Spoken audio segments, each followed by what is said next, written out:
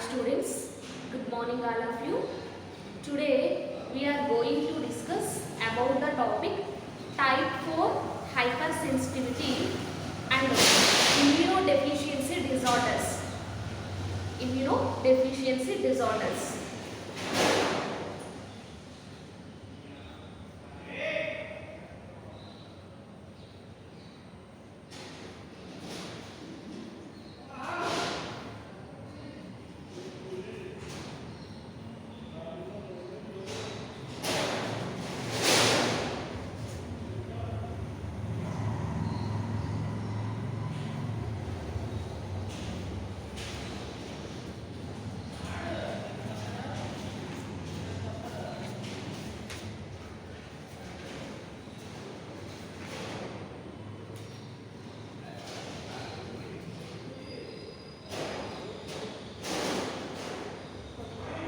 అయితే unit 5 ఇమ్యూనాలజీలో unit 5 start చేసుకున్నాం మనం. అయితే ఇక్కడ ఈ యూనిట్ 5లో ఫస్ట్ వీడియో వచ్చేసి అంటే ఫస్ట్ టాపిక్గా హైపర్ సెన్సిటివిటీ గురించి డిస్కస్ చేసుకున్నాం. నెక్స్ట్ టాపిక్ వచ్చేసి టైప్ 1 హైపర్ సెన్సిటివిటీ గురించి డిస్కస్ చేసుకున్నాం. తర్వాత టాపిక్ వచ్చేసి టైప్ 2 టైప్ 3 హైపర్ సెన్సిటివిటీ గురించి డిస్కస్ చేసుకున్నాం. సో టైప్ 4 హైపర్ సెన్సిటివిటీ అంటే ఏంటి, సో దాని యొక్క ఎఫెక్ట్ ఎలా ఉంటుంది అన్నది ఈరోజు క్లాస్లో డిస్కస్ చేసుకుందాం. So describe type 4 hyper sensitivity. Type 4 hyper sensitivity.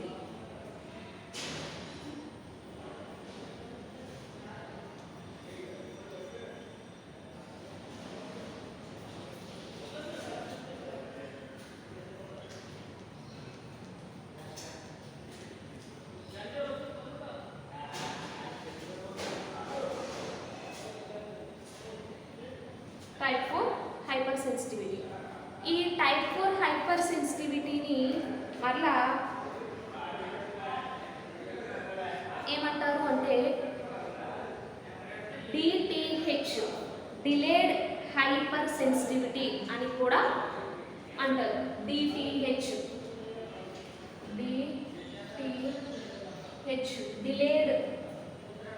Delayed hyper sensitivity అని కూడా టైప్ 4 హైపర్ సెన్సిటివిటీ అనడం జరుగుతుంది.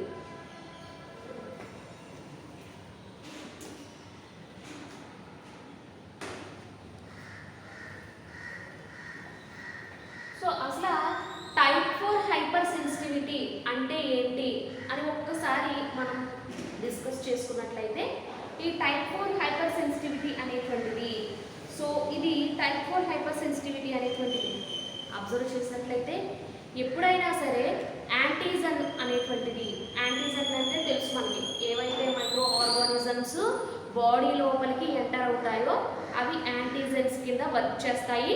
దానికి అగైనెస్ట్గా మన బాడీలో యాంటీబాడీస్ అనేవి రిలీజ్ అయ్యి, సో ఆ రెండింటికి మధ్య ఏమవుతుంది, రియాక్షన్ అనేది జరగడం మొదలవుతుంది. సో ఇక్కడ ఏవైతే యాంటీజన్స్ హ్యూమన్ బాడీలోకి ఎంటర్ అవుతాయో, ఎంటర్ అయిన తర్వాత ఇవి 12 to 48 అవర్స్ లోపు ఇవి ఏం చేస్తాయంటే, ఈ 48 అవర్స్ లోపు టీ సెల్స్ ఉంటాయి కదా, టీ సెల్స్, ఈ T8 అనేటువంటి ఏ సెల్స్ అయితే ఉంటాయో వాటి యొక్క రియాక్షన్స్ అనేటువంటిది జరుగుతుంది.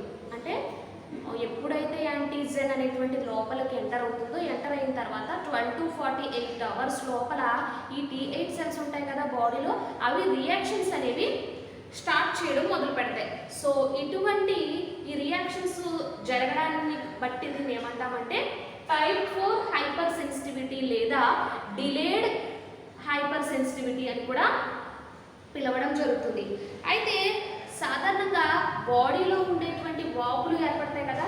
సో ఫర్ ఎగ్జాంపుల్ ఏదైనా ఒక మైక్రో ఆర్గానిజం బాడీలోకి ఎంటర్ అయిందంటే, సో అక్కడ ఏమవుతుంది, రెండింటికి మధ్య రియాక్షన్ జరుగుతుంది, యాంటీజన్కి యాంటీబాడీకి మధ్య రియాక్షన్ జరుగుతుంది.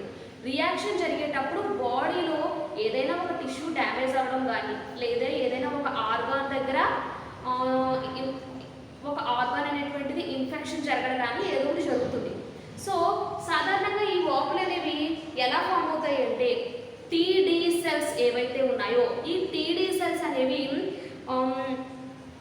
వాపులు అనేవి సో TDH సెల్స్ ఏవైతే ఉన్నాయో అవి సెక్రీట్ చేసేటువంటి సైటోకైన్స్ వల్ల ఈ వాపులు అనేవి ఏర్పడడం జరుగుతుంది.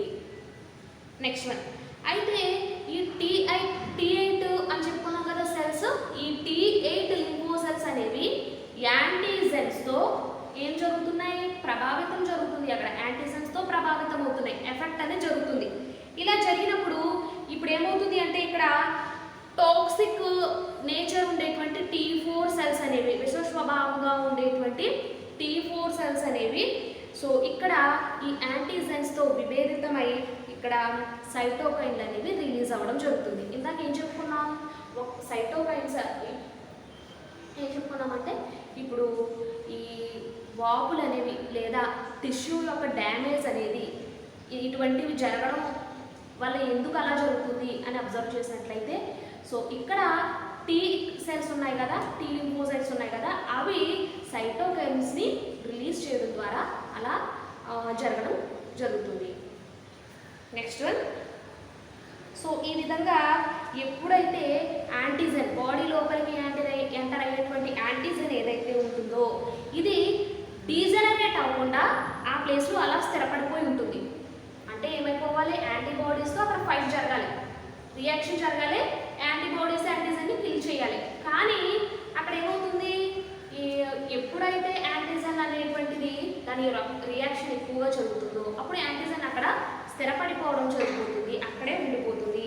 సో అలా ఉండిపోవడం వల్ల సైటోకైన్స్ అనేవి ఎక్కువగా సెక్రీట్ అయిపోతూ ఉంటాయి. సో సెక్రీట్ అయిపోతూ ఉంటాయి కాబట్టి అవి హానికర పదార్థాలుగా ఫామ్ అవ్వడం జరుగుతుంది. సో ఇలా జరగడం వల్ల ఏమవుతుంది అంటే టిష్యూ డ్యామేజ్తో పాటు నెక్స్ట్ మనం ఈ ఆర్గాన్స్ అనేవి స్వెల్లింగ్ పట్టడం, టిష్యూ డ్యామేజ్ ఇలాంటివన్నీ కూడా జరుగుతాయి. సో ఇక్కడ ఇలా జరగడానికి మన బాడీలో ఎలర్జీస్ అనేవి ఎప్పుడైతే మైక్రో ఆర్గానిజమ్స్ లోపలికి వెళ్తాయో ఎలర్జీస్ అనేవి కలుగుతాయి, అంటే ఓవర్ డోస్ వల్ల ఎలర్జీస్ అనేవి కలుగుతాయి. సో ఈ ఎలర్జీస్ అనేటువంటివి ఎలర్జీన్స్ అంటే డ్రగ్స్ ద్వారా వచ్చేటువంటివి ఉంటాయి కదా, సో వాటిని ఎలర్జీన్స్ అంటాము. ఈ ఎలర్జీన్స్ అనేవి టీడీ సెల్స్తో ఇవి బైండ్ అవ్వడం జరుగుతుంది. టీడీ సెల్స్తో బైండ్ అవ్వడం వల్ల ఈ టీ సెల్స్ ఏమవుతాయి, అధికంగా లోపల డివిజన్స్ జరిగిపోతాయి టీ సెల్స్. సో ఈ టీ సెల్స్ ఎవరు, NK సెల్స్ ఎవరు, లింఫోసైట్స్ ఎవరు అనుకుంటాం కదా. సో ఇవన్నీ కూడా ఇమ్యూన్ సిస్టంలో మేజర్ రోల్ని ప్లే చేస్తాయి. యాంటీజెన్స్ వచ్చినప్పుడు బాడీలో వాటితో అగైనెస్ట్గా ఇది రియాక్షన్ జరిగి సో డిసీజ్ని, ఇన్ఫెక్షన్స్ని తగ్గించడానికి ఈ సెల్స్ అనేవి ఉపయోగపడుతూ ఉంటాయి. అయితే ఎప్పుడైతే టీ సెల్స్ అనేవి వేగంగా విభజనలు జరిగిపోతుందో అంటే ఎక్కువగా డివిజన్స్ జరిగిపోతూ ఉంటాయో అప్పుడు ఏమవుతాయి, ఆటోమేటిక్గా లింఫోకైన్స్ అనేటువంటివి ఎక్కువగా రిలీజ్ అయిపోతాయి.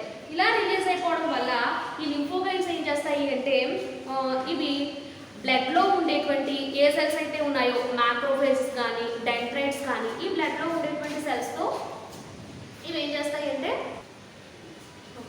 ఎప్పుడైతే సైటోకైన్స్ అనేవి ఈ సెక్రెట్ అవుతాయో ఈ సైటోకైన్స్ సెక్రెట్ అయినటువంటివి ఇవి బ్లడ్లో ఉండేటువంటి మ్యాక్రోఫేజ్ సెల్స్ నెక్స్ట్ బేసోఫిల్ సెల్స్ ఏవైతే ఉన్నాయో ఇవి వాటిని ఇవి అట్రాక్ట్ చేయడం స్టార్ట్ చేస్తాయి. సో అట్రాక్ట్ చేసినప్పుడు సో ఆటోమేటిక్గా రియాక్షన్స్ ఏమవుతాయి, రియాక్షన్స్ ఎక్కువగా జరిగిపోతూ ఉంటాయి. ఎక్కువగా జరిగిపోవడం వల్ల టిష్యూ అనేది డ్యామేజ్ అవుతుంది, లేకపోతే ఈ ఆర్గాన్స్ అనేవి వాపునకు గురవ్వడం జరుగుతుంది.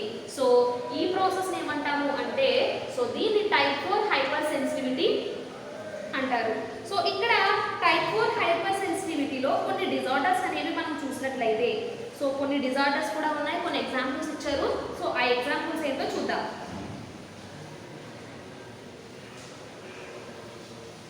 సో కొన్ని disorders, tuberculin infection into the skin of an individual, activation in the lung generally to రిమియా. అయితే ట్యూబర్క్యులిన్ అనేటువంటి డిసీజ్ కూడా వస్తుంది first of all. Next one వచ్చేసి lesions of herpes simplex. Herpes simplex అనేటువంటి డిజార్డర్ వస్తుంది second one. And third one skin rashes, smallpox లేదా measles, skin మీద ర్యాషెస్ వంటివి వస్తాయి. అంటే ఏదైనా ఒక యాంటీజన్ లోపలికి వెళ్ళినప్పుడు యాంటీజన్ లోపలికి వెళ్ళింది, సో అక్కడ హైపర్గా ఓవర్గా అక్కడ ఏమవుతుంది, రియాక్షన్స్ జరిగిపోతున్నాయి. ఓవర్గా జరిగినప్పుడు ఏమవుతాయి అంటే స్కిన్ పైన ర్యాషెస్ అనేవి వస్తాయి. సో స్కిన్ పైన ర్యాషెస్ లేదా స్మాల్ పాక్స్, మీజల్స్, ఇంకా కొన్ని డిజార్డర్స్ ఇచ్చారు. సో ఇవి ఏంటంటే contact dermatitis due to sensitization. Dermatitis, dermis అంటే చర్మం, సో స్కిన్ మీద వచ్చేటువంటి డిజార్డర్స్. ప్లస్ క్యాండిడియస్ అనేటువంటి డిజార్డర్. నెక్స్ట్ మనం ఇక్కడ ఆర్గాన్ ట్రాన్స్ప్లాంటేషన్ జరిగినప్పుడు ఏవైతే ఆర్గాన్స్ ట్రాన్స్ప్లాంట్ చేస్తామో, ఆర్గాన్స్ ట్రాన్స్ప్లాంట్ చేసేటువంటి ఏ ఆర్గాన్ అయినా సరే, ఏ టిష్యూ అయినా గ్రాఫ్ట్ అంటారు. సో ఈ గ్రాఫ్ట్ అనేది రిజెక్ట్ అయిపోతుంది. అంటే నార్మల్గా ఆర్గాన్ ట్రాన్స్ప్లాంటేషన్ జరిగినప్పుడు ఆ ఆర్గాన్ అనేది అక్కడ ఏమవుతుంది, అక్కడ ఇముడ్చుకోవాలి. కాకపోతే ఇక్కడ ఏమవుతుంది అంటే ఈ ట్రాన్స్ప్లాంట్ అనేది రిజెక్ట్ అయిపోతుంది. సో ఈ సిమ్టమ్స్ అన్నీ కూడా ఇందులో కనిపించడం జరుగుతుంది. సో నెక్స్ట్ మనం కొన్ని ఈ ఏవైతే స్కిన్ ఇన్ఫెక్షన్స్కి సంబంధించినటువంటి కొన్ని పాలీక్లోరైడ్స్, క్రోమైట్లు, next one amine, neomycin, next one ఫినైసనైడ్ అనేటువంటి సైనైడ్ అనేటువంటి ఇవి కూడా ఈ స్కిన్ డిజార్డర్స్లో కూడా ఇవి మెయిన్గా ఎఫెక్ట్ అనేది చూపించడం జరుగుతుంది. సో మెకానిజం తర్వాత టైప్ 4 మెకానిజం కనుక మనం అబ్జర్వ్ చేసినట్లయితే, సో ఇక్కడ ఏమవుతుంది, ఇక్కడ యాంటీజన్ అనేటువంటిది మానవునిలోకి, హ్యూమన్ బాడీలోకి ఎంటర్ అయిన తర్వాత అవి బ్లడ్లో ఉండేటువంటి మ్యాక్రోఫేజెస్ ఏం చేస్తాయంటే అబ్జార్బ్ చేస్తాయి. అబ్జార్బ్ చేసిన తర్వాత ఈ మ్యాక్రోఫేజెస్ అనేటువంటివి ఇవి MH2 మాలిక్యూల్స్ యొక్క సర్ఫేస్ పైకి, MH2 molecule major histo compatibility complexes గురించి చెప్పుకున్నాం కదా. సో వీటి యొక్క సెల్ యొక్క సర్ఫేస్ పై ఇవి ఏర్పడతాయి అన్నమాట. సో ఏర్పడిన తర్వాత ఇలా ఏర్పడతాయి అన్నమాట. సో MH2 కాంప్లెక్సెస్కి ఈ బైండింగ్ అనేటువంటిది, నేచర్ అనేటువంటిది ఎక్కువగా ఉండడం జరుగుతుంది. సో ఇది mechanism of type 4 hyper sensitivity. So next one, so ఇక్కడతో టైప్ 4 హైపర్ సెన్సిటివిటీ అయిపోయింది. నెక్స్ట్ టాపిక్ వచ్చేసి immuno deficiency disorders. Explain the immuno deficiency disorders.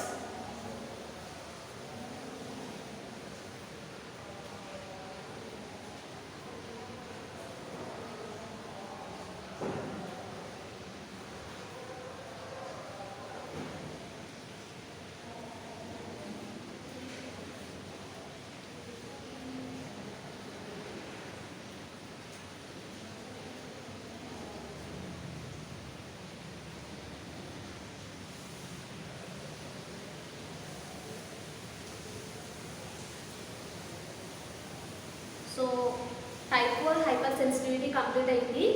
Next topic వచ్చేసి ఇమ్యూనో డెఫిషియన్సీ డిజార్డర్స్. వీటి గురించి ఒకసారి డిస్కస్ చేసుకుందాము.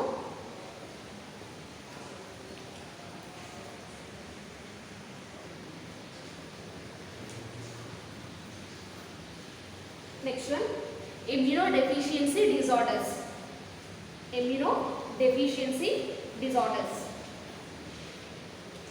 సో ఇక్కడ ఇమ్యూనో డెఫిషియన్సీ డిజార్డర్ని కనుక మనం అబ్జర్వ్ చేసినట్లయితే, సో ఇక్కడ ఇమ్యూన్ సిస్టమ్ అనేటువంటిది డెఫినెట్గా ఏ ఆర్గానిజంకి అయినా సరే ఇమ్యూన్ సిస్టమ్ అనేటువంటిది చాలా ఇంపార్టెంట్. సో ఇక్కడ కొన్ని ఇమ్యూనోలాజికల్ డిజార్డర్స్ అనేవి రావడం జరుగుతున్నాయి. సో ఏంటి అవి అంటే these are various types of immunodeficiency disorders. Like first one immunodeficiency disorders, second one hypersensitive disorders, and third one autoimmune disorder. First one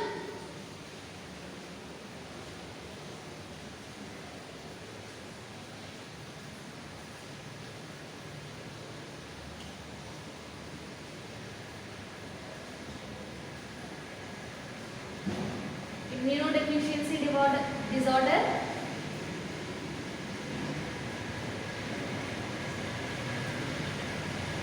hypersensitivity disorder,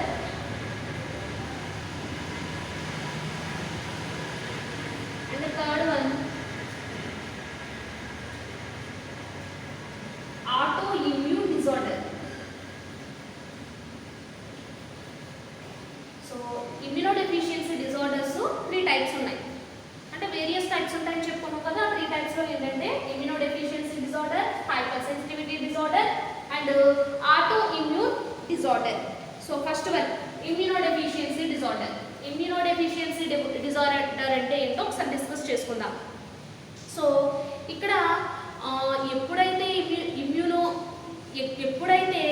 immunity మన బాడీలో రెడ్యూస్ అవుతుందో, రెడ్యూస్ అయిన తర్వాత మైక్రో ఆర్గానిజమ్స్ అన్నీ కూడా బాగా వర్క్ చేయడం start అవుతుంది. అంటే ఇమ్యూన్ సిస్టమ్ అనేటువంటిది బాగా రెడ్యూస్ అయిపోతుంది, తగ్గిపోతే ఏమవుతుంది, ఆటోమేటిక్గా ఇమ్యూన్ సిస్టమ్ అంతా కూడా డ్యామేజ్ అవ్వడం స్టార్ట్ అవుతుంది అనమాట. సో ఇందులో మళ్ళా these are again of two types. ఇందులో మళ్ళీ 2 రకాలు ఉన్నాయి, primary and secondary immunodeficiency disorder. Primary and secondary.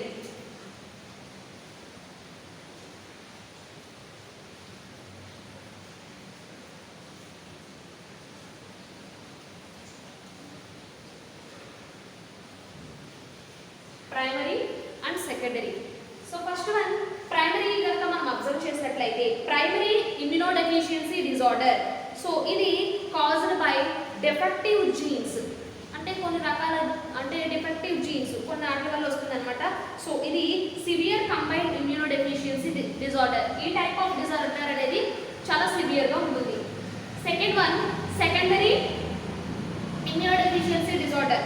So ఈ టైప్ ఆఫ్ డిజార్డర్ ఏంటి అంటే ఈ టైప్ ఆఫ్ వేరియస్ ఫ్యాక్టర్స్ అంటే ఏంటి అంటే లైక్ ఇన్ఫెక్షన్స్ వల్ల వచ్చేటువంటి డిజార్డర్. అంటే ఏంటి కొన్ని ఎగ్జాంపుల్స్ HIV, AIDS. సో ఇవన్నీ కూడా secondary immunodeficiency disorder. Next one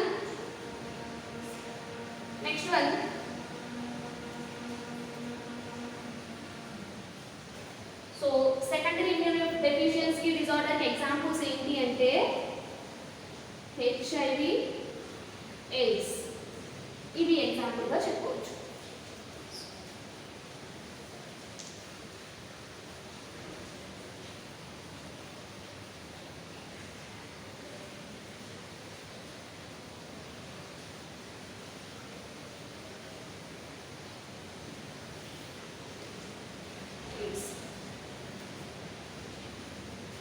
so next one AIDS. So దీని గురించి డిస్కస్ చేసుకున్నట్లయితే సో దీని యొక్క ఫుల్ ఫామ్ ఏంటి అంటే acquired immunodeficiency syndrome.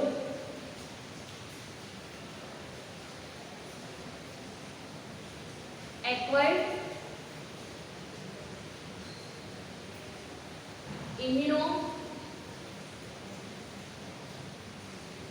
Immunodeficiency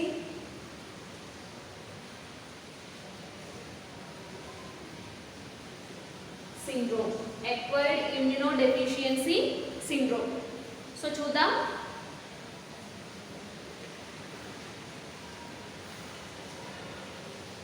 so ఈ acquired immunodeficiency syndrome ఎయిడ్స్ అనేటువంటిది ఇది ఎలా వస్తుంది అని అబ్జర్వ్ చేసినట్లయితే ఇది ట్రాన్స్మిటెడ్ ఎలా ట్రాన్స్ఫర్ అవుతుంది అంటే సెక్షువల్ కాంటాక్షన్ వల్ల ఇది ట్రాన్స్ఫర్ అవుతుంది. సో ఇది సెక్షువల్ కాంట్రాక్షన్ వల్ల ట్రాన్స్ఫర్ అవుతుంది. అయితే సో హెచ్ఐవికి కనుక ఫుల్ ఫామ్ చూసినట్లయితే హ్యూమన్ ఇమ్యూనోడెఫిషియన్సీ వైరస్. హెచ్ఐవి అనేటువంటిది వైరస్, ఎయిడ్స్ అనేటువంటిది డిసీజ్. హెచ్ఐవి హ్యూమన్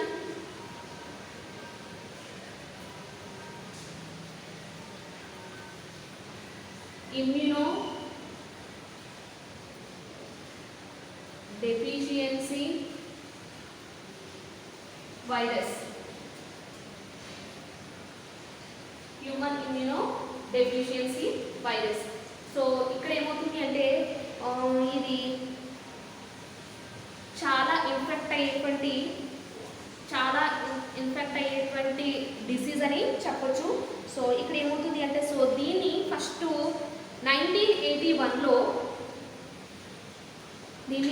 1981లో దీని గురించి యుఎస్ఏలో ఫస్ట్ టైం దీని గురించి అబ్జర్వ్ చేయడం జరిగింది. అంటే దీని గురించి డిస్క్రైబ్ చేయడం జరిగిన తర్వాత ఇన్ లాస్ట్ 3 ఇయర్స్ తర్వాత ఇది వచ్చిన తర్వాత యుఎస్లో వచ్చిన తర్వాత ఇన్ లాస్ట్ 3 ఇయర్స్ తర్వాత సో 25 మిలియన్స్ ఆఫ్ పీపుల్ దీనివల్ల ఏమయ్యారు అంటే చనిపోవడం జరిగింది. సో ఇది అంత ప్రాణాంతకరమైనటువంటి వ్యాధి అని చెప్పొచ్చు.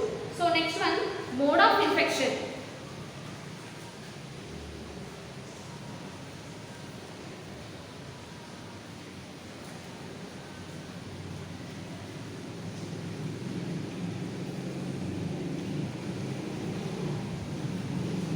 మోడ్ ఆఫ్ ఇన్ఫెక్షన్ సో ఇది ఎలా స్ప్రెడ్ అవుతుంది, ఒకరి నుంచి ఒకరికి ఇది ఎలా వస్తుంది అనే విషయాన్ని మనం అబ్జర్వ్ చేసినట్లయితే so mode of infection so it is occurs by ఎలాగా ఇది ట్రాన్స్మిట్ అవుతుంది అంటే sexual contact with a infected person. ఎవరైతే ఇన్ఫెక్ట్ అయినటువంటి పర్సన్ ఎవరైతే ఉంటారో వారి ద్వారా కానీ లేదా ఎవరైతే ఇన్ఫెక్ట్ అయినటువంటి పర్సన్ ఉంటారో వారి యొక్క ఈ బ్లడ్ గ్రూపింగ్ చేసేటప్పుడు బ్లడ్ అనేటువంటిది చేంజ్ ఇన్ఫెక్టెడ్ పర్సన్ నుంచి చేంజ్ అవ్వడం ద్వారా కానీ లేదా స్టెరిలైజ్ చేయలేనటువంటి నీడిల్స్ని యూజ్ చేయడం ద్వారా కానీ సో ఈ 3 టైప్స్లో కూడా ఎక్కువగా ఈ డిసీజ్ అనేటువంటిది రావడం జరుగుతుంది.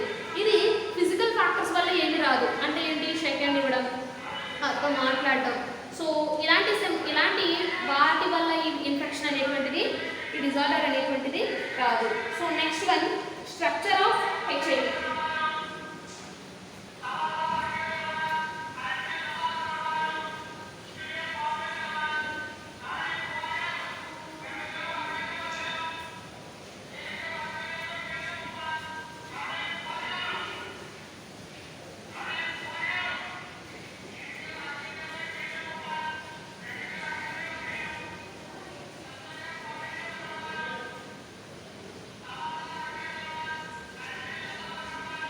Structure of HIV.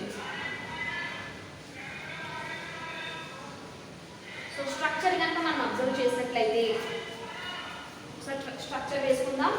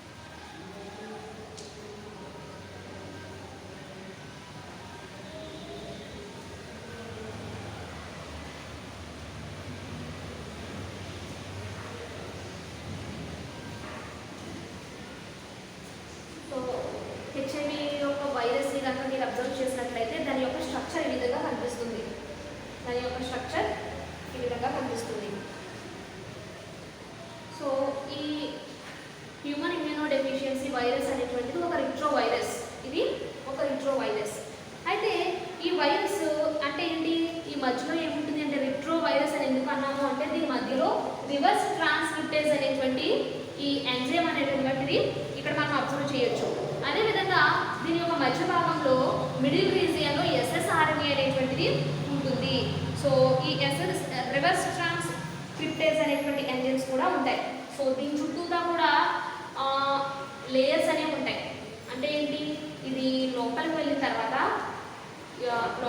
తర్వాత అది డిజాల్వ్ అవ్వకుండా ఉండడానికి దాని చుట్టూతా కూడా ఒక ప్రోటీన్ కోడ్ని ఫామ్ చేసుకుంటుంది. చూడండి lipid layer, next one protein code. ఎప్పుడు కూడా వైరస్లు అవి ఎప్పుడైనా డ్రగ్స్ ఏవైనా తీసుకున్నప్పుడు, మనం మెడిసిన్స్ తీసుకున్నప్పుడు వాటి నుంచి ప్రొటెక్ట్ చేసుకోవడానికి వైరస్లు ప్రోటీన్ కోడ్ని ఫామ్ చేసుకుంటాయి. లిపిడ్ లేయర్స్ని, ప్రోటీన్ కోడ్స్ని ఇది ఫామ్ చేసుకోవడం జరుగుతుంది. అంటే ఈ లిపిడ్ లేయర్ కనుక అబ్జర్వ్ చేసినట్లయితే గ్లైకోప్రోటీన్ అనేటువంటి ప్రోటీన్తో ఇది ఫామ్ అవడం జరుగుతుంది. So next one mechanism.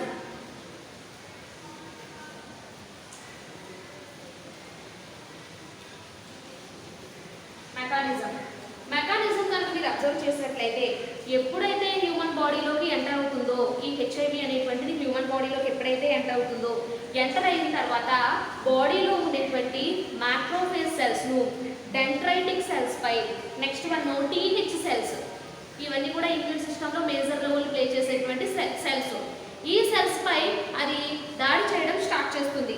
So ఇందులో ఉండేటువంటి ఈ ఆర్ఎన్ఏ అనేటువంటి రివర్స్ ట్రాన్స్క్రిప్టేజ్ అనేటువంటి ఆర్ఎన్ఏ ఉంటుంది కదా, సో దీంతో ఏమవుతుంది అంటే డబుల్ స్టాండర్డ్ ఆర్ఎన్ఏ కింద మారుతుంది లోపలికి వెళ్ళిన తర్వాత. ఈ డబుల్ స్టాండర్డ్ డిఎన్ఏ అనేటువంటిది లోపల ఉండేటువంటి ఇంటిగ్రేజ్ అనేటువంటి ఎంజైమ్ సహాయంతో ఇది ఏం చేస్తుంది అంటే హోస్ట్ యొక్క డిఎన్ఏ మాలిక్యూల్స్తో కలిసి, అంటే ఇది ఆర్ఎన్ఏ కింద ఫామ్ అవుతుంది. ఫామ్ అయిన తర్వాత ఇది హోస్ట్ యొక్క డిఎన్ఏ మాలిక్యూల్స్తో కలిసి ప్రోవైరస్ని ఫామ్ చేసుకుంటుంది, ప్రోవైరస్. సో ఈ ప్రోవైరస్ ఏం చేస్తుంది అంటే కొంతకాలం హ్యూమన్ బాడీలో లివ్ చేస్తూ ఉండి అది వైరస్ని, అంటే ఈ వైరస్ అనేటువంటిది వైరస్ పార్టికల్స్ని అది ప్రొడక్షన్ అనేది జరుగుతుంది. అంటే వైరస్ పార్టికల్స్ని ఎక్కువగా చేస్తూ ఉంటుంది. సో ఈ వైరస్ పార్టికల్స్ అనేవి, సో వీటిని ఏమంటాము అంటే హెచ్ఐవి జనరేటింగ్ ఫ్యాక్టర్స్ అని అంటాము.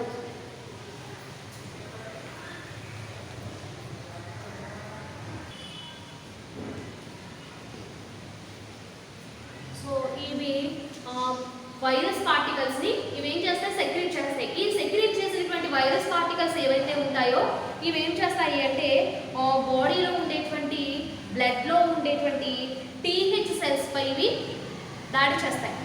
టీహెచ్ సెల్ పై దాడి చేసి ఇవి హ్యూమన్ బాడీలోకి ఎంటర్ అవుతాయి. హ్యూమన్ బాడీలోకి ఎంటర్ అవుతూ ఉండడం వల్ల ఏమవుతుంది అంటే రాను అంటే ఈ ఇమ్యూన్ సిస్టమ్ అనేటువంటిది రెడ్యూస్ అయిపోవడం వల్ల సో చివరికి ఏమవుతుంది, టీహెచ్ సెల్స్ అనేటువంటివి ఇవి డిజాపియర్. సో ఇవన్నీ కూడా రెడ్యూస్ అయిపోతాయి.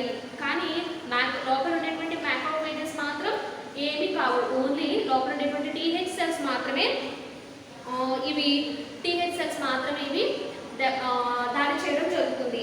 సో ఇక్కడ ఏమవుతుంది అంటే ఇలా దాడి చేయడం వల్ల ఏమవుతుంది, టిష్యూస్ అన్నీ కూడా ఈ వైరస్ అనేది అటాక్ చేయడం వల్ల టిష్యూస్ అన్నీ కూడా డ్యామేజ్ అవ్వడం స్టార్ట్ అవుతుంది. So next one symptoms.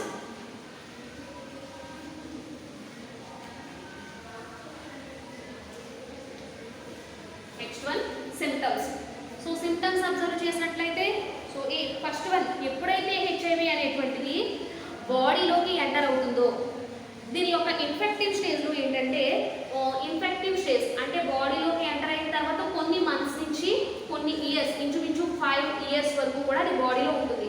So ఈ టైంలో ఏమవుతుంది అంటే వాళ్ళు అస్తమానం కూడా ఫీవర్ అనేటువంటిది వస్తూ ఉంటుంది, మోషన్స్ వస్తూ ఉంటాయి. సో ఈ ఎక్కువ సార్లు ఇలా జరుగుతూ ఉంటుంది. అంటే ఇయర్ అంతా కూడా ఏదో ఒక టైంలో వాళ్ళు ఫీవర్కి మోషన్స్కి గురి అవ్వడం జరుగుతుంది. ఎక్కువగా టీహెచ్ సెల్స్ అనేటువంటివి తగ్గిపోవడంతో ఏమవుతుంది అంటే ఈ అన్ని రకాల వైరస్లు, అన్ని రకాల ఫంగి, ప్రోటోజోవా, బ్యాక్టీరియా ఇన్ఫెక్షన్స్ వీళ్ళు గురి అవ్వడం జరుగుతుంది. సో దీనివల్ల ఏమవుతుంది అంటే ఇమ్యూన్ సిస్టమ్ అనేది బాగా లో అయిపోతూ ఉంటుంది. So next one diagnosis.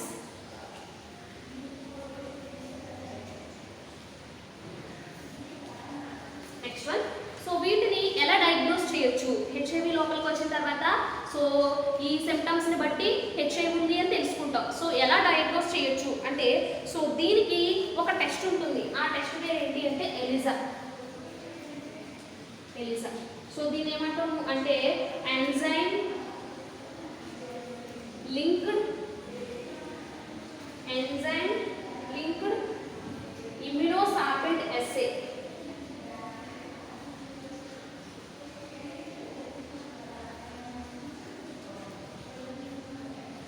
Enzyme immuno linked sorbent assay is sorbent assay. So ఈ ఎప్పుడైతే హెచ్ఐవి అటాక్ చేస్తుందో 14 నుంచి సో 15 డేస్ నుంచి 4 మంత్స్ వరకు కూడా ఈ ఎలిజా అనేటువంటి టెస్ట్ ద్వారా ఆ వైరస్ని మనం డయాగ్నోస్ చేయొచ్చు, సో గుర్తించవచ్చు. సో ఇది కేవలం ప్రైమరీ టెస్ట్ మాత్రమే. సో దీన్ని పర్ఫెక్ట్గా ఉంది అని ప్రూవ్ చేసుకోవాలి అంటే కనుక సో ఇక్కడ వెస్ట్రన్ బ్లాట్ అనేటువంటి పరీక్షను చేయడం జరుగుతుంది. వెస్ట్రన్ బ్లాట్ అనేటువంటి పరీక్షను వీళ్ళు చేస్తారు. సో వెస్ట్రన్ బ్లాట్ అనేటువంటి పరీక్ష ఇది సెకండరీ టెస్ట్ అనమాట. దీనివల్ల హెచ్ఐవి అనేటువంటిది పూర్తిగా నిర్ధారణ అవుతుంది, డయాగ్నోస్ చేయొచ్చు. సో నెక్స్ట్ వన్ డయాగ్నోస్ అయిపోయింది కదా. So next one treatment.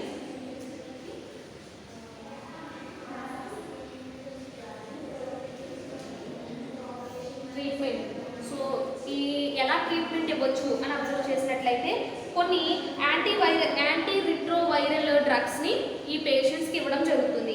So ఈ పేషెంట్స్కి ఇవ్వడం ద్వారా లైఫ్ స్పాన్ని అంటే ఏంటి రోగి మరణాన్ని మనం ఆపలేము, కాకపోతే వాళ్ళ యొక్క లైఫ్ స్పాన్ని పొడిగించడం జరుగుతుంది. సో హెచ్ఐవి సంక్రమణను అంటే ఇన్ఫెక్ట్ అయ్యేటువంటి దాన్ని మనం కొంచెం తగ్గించడం జరుగుతుంది. నెక్స్ట్ వన్ ప్రొఫైలాక్సిస్ నివారణ.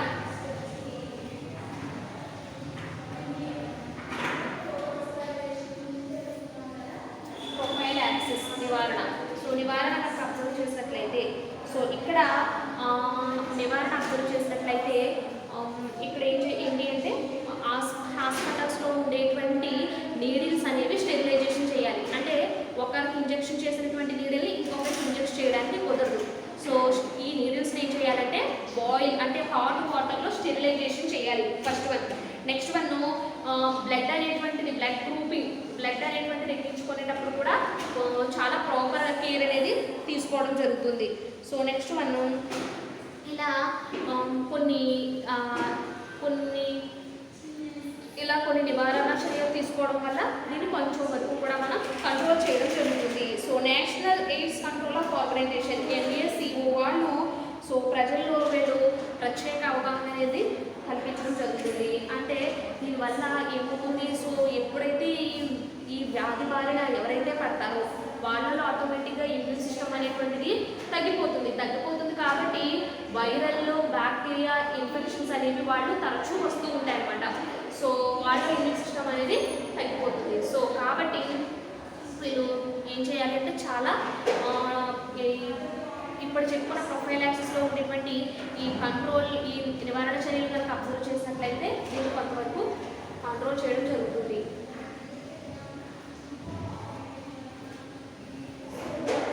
Thank you all of you.